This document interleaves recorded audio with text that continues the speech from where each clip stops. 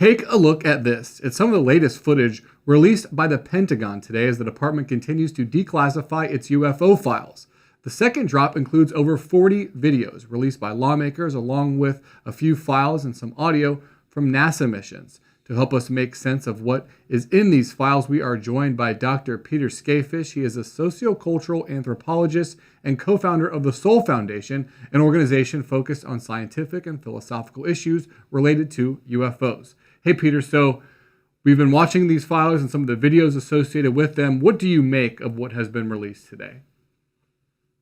Well, I think the context, Drew, is what's most important here. Is we never before have seen, this is unprecedented, a presidential administration, let alone a president, order the release and the declassification of UAP files and now videos. So you want to look at it from that perspective. We may discover that there's no way to definitively conclude about any of these videos that they represent vehicles and technologies not made by human beings. We may find that out about a couple of them, but what has now happened is the president has set in motion a process by which the public is going to want to know more. They're going to be confused until they get definitive answers from the administration. And that's really, really positive. It's really encouraging because it's going to set in motion a conversation in public by which we actually will get some answers. I guess all this leads to big questions about the universe, but what do you think this release is and how it should impact our understanding of the world? Well, again, we don't know about these particular videos. They were just released hours ago, so it's going to take an assessment and analysis from a lot of people and further government commentary. But I can tell you what I do know. I personally know, and most of the people in my organization know, that the U.S. intelligence community and other components of the government absolutely know that a certain number of UAP or UFOs are technologies and vehicles not made by human beings. So again, if a president is releasing information about this, and now media, the public, academia are asking questions about it, that's going to move us forward to eventually getting a full acknowledgement from the government. So we've seen other videos be released that are similar to this, but is there anything about these particular files or videos that you found interesting? Well, what most interests me about this is that a handful, as many of your viewers know, of people in Congress, in the House of Representatives, Anna Paulina Luna, Eric Burleson, Tim Burchett, really advocated hard with the administration to get these particular videos out. So the question is what do they know about these videos, or a handful of them, that makes them of interest? What I would say is that there probably are 2 or 3 in there that they've heard from witnesses that have come to Congress, really do represent technologies that weren't made by human beings.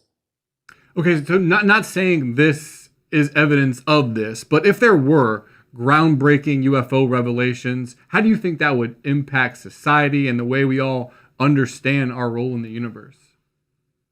Well, Drew, that's really the big question, and that's why I do my research. That's why we set up the organization. That's why we were even asked by someone from government to set it up, so that there would be a body that could advise government and also talk to the public about this. We don't know is the short answer. What will the impact be? I think right now you're seeing the initial impact on the American public because the rest of the world hasn't really caught up with this yet. People are right now curious. They're curious. They are asking questions. They want to know more. And the environment has kind of softened up where people feel, okay, this is a legitimate thing to be asking about, to know about. And so we can start with curiosity. I think after that, people will be filled with wonder, that they'll be asking all sorts of questions about what this could be, what it really is, what the intentions are of the designers, if not the operators of the UAP. But after wonder, I think we're going to have a lot of different emotions. There will be some anxiety, there'll be some fear, there'll be courage. I think there will be a period of uncertainty about this. That could be 5 years out, that could be 10 years out, but I think we're going to see that. You talked about this period of uncertainty. Do you fear, I kind of fear this, that at the end of the day, we're just stuck with this state of unknown. These images look strange and we lead to all kind of questions, but at the end of the day, we're stuck with the reality of just not being able to say definitively what's going on. Yeah, I think the problem there is that we know for a fact that there are people in the intelligence community, the Department of Defense, other parts of government that know this is real. Okay, that's definitively known by part of the U.S. government, and we've learned a lot more publicly about that over the last years.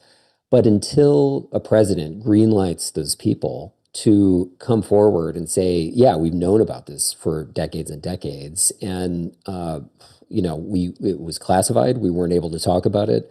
The public is going to be left in that state of uncertainty. That said, what I do think's happened is that the cat is out of the bag on this, right? Obama has talked about it. Trump has talked about it. Marco Rubio has talked about it. I could go on with the list of luminaries from government who have spoken about this. And because of that, I don't think the uncertainty is going to last for long. It could be 5 years, 10 years, it could be 15 years. But look, at some point, enough of the public is going to figure out this is real, and the government is going to have to acknowledge it. And they might do that piecemeal at first. They're kind of doing it piecemeal now, but eventually we'll get a full acknowledgement. What are you watching for next? What do you think could be the next thing that's released that could move the ball forward a little bit? Well, what I'm watching for is two things. One is you're going to start to see public pressure on the administration if they keep doing this every 2 weeks for real answers. When you start to see some kind of serious scrambling in the White House about what their statement is going to be, that's when you know that there's going to be serious reflection, deliberation there about what to say versus not to say. I think right now they're testing the waters. What I'm most interested in from a perspective of policy and research is to see the intelligence agency, if the intelligence agencies actually put forward something for declassification that is really hot, because they do have serious records on this. We just haven't seen them yet. All right. Well, we'll be waiting and watching for the new information. Interesting as it could ever be. Peter Scafish, thanks so much for your insight.